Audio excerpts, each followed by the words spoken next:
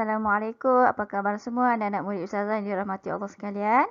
Baik, hari ini Ustazah akan menyambung semula video rakaman mengenai pendidikan Islam tajuk akidah, bidang akidah yang bertajuk Allah bersifat sama'. Okey. Objektif pembelajaran kita pada hari ini ialah yang pertama, murid akan dapat menerangkan pengertian Allah bersifat sama'. Okey, dan yang kedua, murid akan dapat menerangkan dalil Allah bersifat sama'. Dan yang ketiga, murid akan dapat menjelaskan maksud meyakini Allah bersifat sama'. Dan yang keempat, membuktikan keyakinan bahawa Allah bersifat sama' melalui tindakan. Seterusnya, sebelum kita memulakan pembelajaran hari ini, marilah kita bersama-sama menadah tangan untuk membaca doa. Baik. Bismillahirrahmanirrahim. Allahumma aftah alaina hikmataka wa anshur alaina min khazaini rahmatika ya arhamar rahimin. Rabbi shrah li sadri wa yassir li amri wahlul 'uqdatam min lisani yafqahu qawli. Amin. Alhamdulillah. Okey.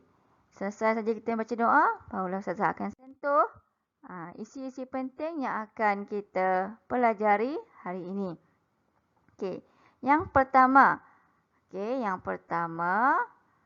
Ustazah akan sentuh mengenai tajuk maksud as-sama'. Okey, yang kedua, Ustazah akan menyentuh maksud Allah bersifat sama'. Dan yang ketiga, hukum beriman dengan Allah bersifat sama'. Dan yang keempat, dalil sama'. Okey, dalil sama' ni ada dua, iaitu aqli dan naqli. Okey, seterusnya nanti kita akan menyentuh lagi tentang kesan meyakini Allah bersifat sama'. Dan yang terakhir, saya akan sentuh sedikit tentang bukti keyakinan kita kepada Allah Subhanahu Wa Taala yang bersifat sama' melalui tindakan. Okey. Kita mulakan dengan yang pertama, iaitu maksud sama'. Okey, sama' dalam bahasa Arab, ejaannya adalah sin, mim, ain. Sama'. Okey, yang bermaksud Allah Maha mendengar. Allah Maha mendengar. Okey, apa pula yang dimaksudkan dengan Allah bersifat sama'? Okey, Allah bersifat sama' bermaksud Allah Maha mendengar setiap sesuatu, sama ada bunyi yang kuat, atau yang sangat perlahan, seperti bisikan hati manusia. Okey, kita tengok dalam contoh gambar yang saya bagi ni. Okey, contoh yang pertama ni, apa gambar dia? Orang yang sedang mengumpat. Okey, apabila orang yang mengumpat ni, kita tahu bahawa Allah itu bersifat sama. Allah dengar. Walaupun kita cuma bisik pada kawan kita. Kawan yang lain tu tak dengar. Tetapi siapa yang dengar? Allah Subhanahu Wa Taala. Okey, jadi sebagai manusia, insan yang lemah, kita perlulah menjaga tutur kata. Okey. Apa pula dengan hukum beriman? Baik, hukum beriman dengan sifat Allah iaitu sama' ialah wajib. Iaitu wajib. W-A-J-I-B. Wajib. Okey, kita wajib beriman dengan sifat sama' kerana Allah Maha mendengar setiap sesuatu. Oleh itu, kita hendaklah sentiasa berhati-hati pada setiap pertuturan dan bisikan hati. Jadi, kalau kita nak cakap sesuatu dalam hati sekalipun, kita kenalah cakap perkara yang baik. Okey, ini kerana Allah itu Maha mendengar. Walaupun perkara tersebut kita cuma cakap dalam hati. Okey? Seterusnya, kita lihat pula dalil Allah bersifat sama. Okey, kita tengok dalil akli. Okey, dalil akli ni bermaksud dalil dari segi yang kita yang boleh kita lihat dengan panca indera kita. Okey, kita tengok dalil akli. Allah memiliki segala sifat kesempurnaan dan kemuliaan. Mustahil Allah bersifat kekurangan seperti tuli dan tidak boleh mendengar. Okey, ini kerana sifat siapa yang tidak mendengar ni? Tidak mendengar kata bila ada masalah pendengaran, itu adalah manusia. Okey? Seorang yang tuli itu hanya ada pada manusia. Okey, mustahillah bagi Allah tu bersifat tuli sebab Allah itu Maha mendengar. Okey, boleh faham? Okey, seterusnya kita sentuh kepada dalil naqli. Okey, seperti mana firman Allah Subhanahu wa taala dalam surah Al-Baqarah ayat 224 yang berbunyi, A'udzubillahi minasyaitonirrajim. Bismillahirrahmanirrahim. Wallahu sami'un alim. Okay, lagi sekali. Wallahu sami'un alim.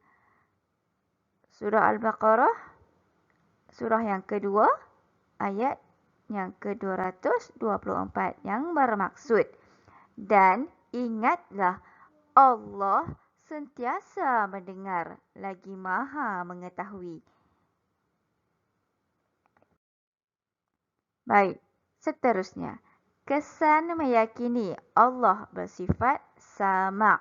Okay, apa kesan dia bila kita beriman dengan Allah bersifat sama ni? Okay, yang pertama, bila kita beriman dengan Allah, bahawa Allah itu bersifat sama, maka sebagai seorang manusia, seorang yang beriman, seorang Muslim yang beriman, kita akan menjaga pertuturan dan bisikan hati. Okey, dan yang kedua, sentiasa berdoa memohon pertolongan Allah Subhanahu wa taala.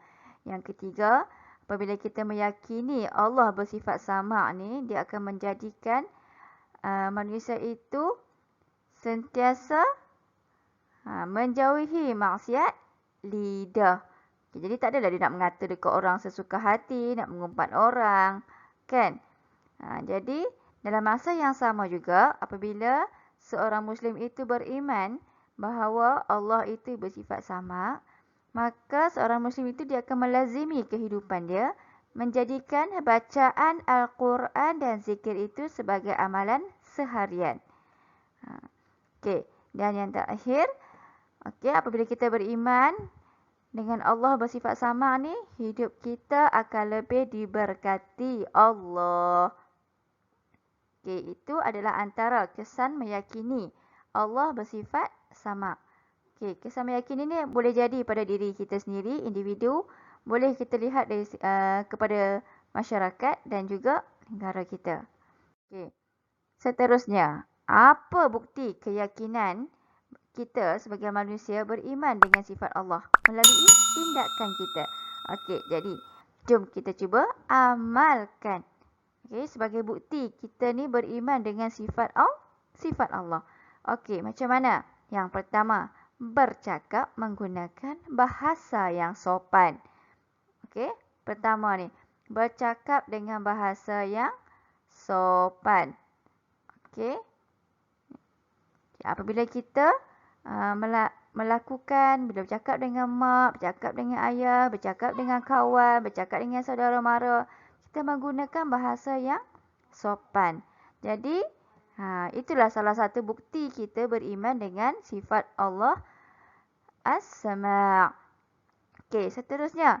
Yang kedua, kita ni apabila kita beriman dengan Allah Subhanahu Wa Taala ni, apa bukti dia? Kita melakukan dengan tindakan kita dalam kehidupan kita seharian ni.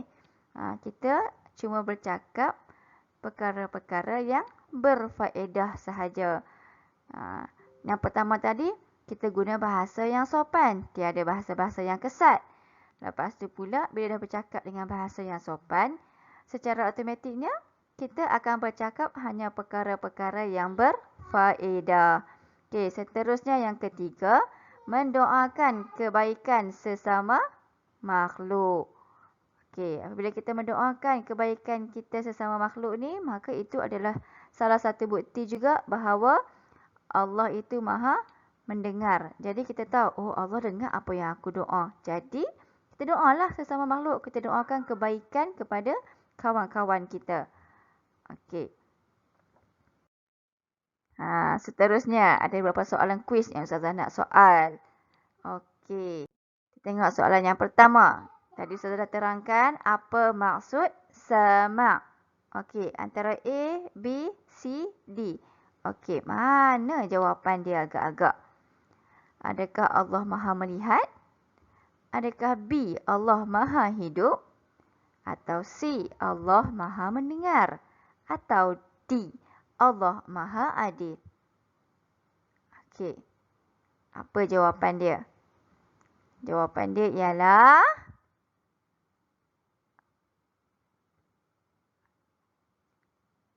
C, Allah Maha mendengar. Okey, bagus. Yang kedua, apa hukum beriman dengan sifat sama'? A, wajib. B, sunat. C, harus. D, makruh. Okey, apa jawapan dia? Jawapan dia ialah A, wajib. Okey, dan yang ketiga, apakah dalil Allah bersifat sama'? A, wa kallamallahu Musa taklima. B, wallahu basirun bima ta'malun. Ataupun C, fa'alul lima yurid. Ataupun D, wallahu sami'un alim. Okey, A, B, C atau D? Okey, jawapan dia ialah D. Bagus. Okey, seterusnya soalan kuis melibatkan esei. Okey, ini subjektif. Berikan satu perbezaan sifat sama' Allah dan manusia. Okey, apa perbezaan antara kita sebagai manusia dengan sifat Allah, sifat sama' Allah Subhanahu Wa Taala? Okey. Pendengaran Allah tidak terbatas. Manakala sifat sama' manusia ni terbatas. Kita tak boleh dengar apa yang kawan kita bisik. Kita sebagai manusia tak boleh tahu pun apa yang rakan kita bercakap dalam hati. Itulah perbezaan kita dengan Allah Subhanahu Wa Taala. Kerana Allah Maha mendengar. Allah boleh dengar secara terang dan juga secara tersembunyi. Okey. Seterusnya, apakah dalil akli sifat sama Allah? Soalan yang keenam, apakah dalil akli sifat Allah as-sama? Okey, apa dalil dia tadi? Cuba ingat semula. Okey, apa yang perlu kita lakukan jika kita melakukan kesalahan dan apabila kita melakukan dosa? Kita tahu bahawa Allah itu Maha mendengar. Jadi, kita kena banyakkan membaca, menyebut istighfar, astaghfirullahalazim. Dan apabila kita sedar bahawa kita melakukan kesalahan dan dosa. Okey, soalan yang ke-8. Soalan kehebat ni. Okey, bagaimana cara untuk kita menjaga pendengaran kita? Okey, bagaimana cara kita nak jaga pendengaran kita ni? Okey. Jawapan kehebat ni kamu boleh tulis jawapan di ruangan komen Ustazah nanti. Okey? Kita tengok. Boleh tulis dekat ruangan komen melibatkan soalan-soalan subjektif. Okey, seterusnya. Okey, dah tamat. Terima kasih kerana hadir ke kelas pendidikan Islam bersama saya Ustazah Rafidah Said. Okey, Ustazah minta maaf jika rakaman Ustazah ini ada kekurangan dan kesalahan. Okey, sama-samalah kita belajar sepanjang PDPR ni. Nasihat Ustazah, jangan lupa untuk teruskan belajar kendiri di rumah. Okey, jaga diri supaya jaga SOP dan kita jaga kita. Okey. Assalamualaikum. Okey, sekian, terima kasih. Kita jumpa lagi di video PDPC Ustazah yang akan datang. Jangan lupa untuk tekan butang like, share, subscribe channel Ustazah untuk mendapatkan video-video PDPC yang seterusnya. Terima kasih. Assalamualaikum.